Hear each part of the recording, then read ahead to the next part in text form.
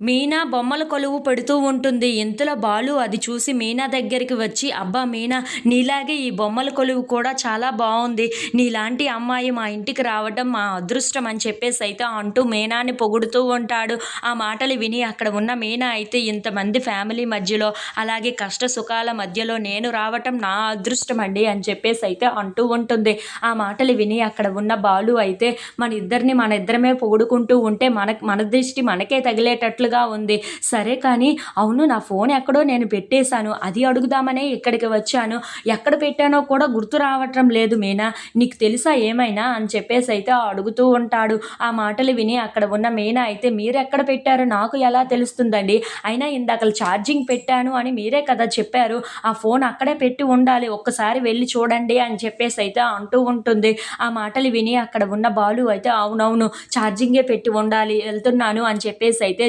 Phone దగ్గరికి వెళ్తూ ఉంటాడు.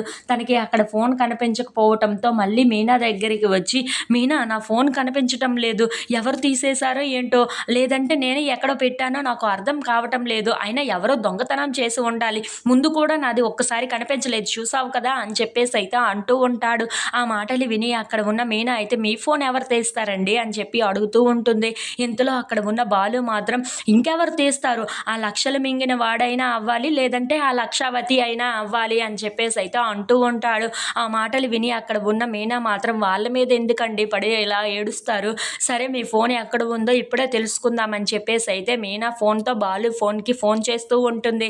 ఇంతలో ఆ ఫోన్ రింగ్ అయ్యి వెంటనే కట్ చేసేస్తూ అలా వస్తూ ఉంటుంది. అది చూసి అక్కడ ఉన్న మీనా అయితే, "ఏంటండి రింగ్ అయ్యింది కానీ మళ్ళీ ఎవరో కట్ చేసినట్లుగా ఫోన్ వస్తుంది" అని చెప్పేసైతే అంటూ ఉంటుంది. ఆ మాటలు విని అక్కడ ఉన్న బాలు అయితే, "నా ఫోన్ ఎవరో దొంగలించారు చూసావా" అని చెప్పేసైతే అంటూ ఉంటాడు.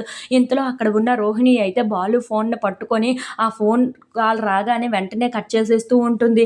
నా పని అయిపోయేలోపు ఈ ఫోన్ ఏదో ఒకటి చేస్తే బాగుండేదే అని చెప్పేసైతే అనుకుంటూ అక్కడ ఉన్న రోహిణి అయితే చాలా కంగారు పడిపోతూ ఉంటుంది. ఇంతలో అక్కడ ఉన్న బాలు, మీనా వాళ్ళు అయితే తన ఫోన్ కోసం వెతుకుతూ అలా ఫోన్‌లు చేస్తూ ఉంటారు. అది చూసి రోహిణి చాలా కంగారు పడిపోతూ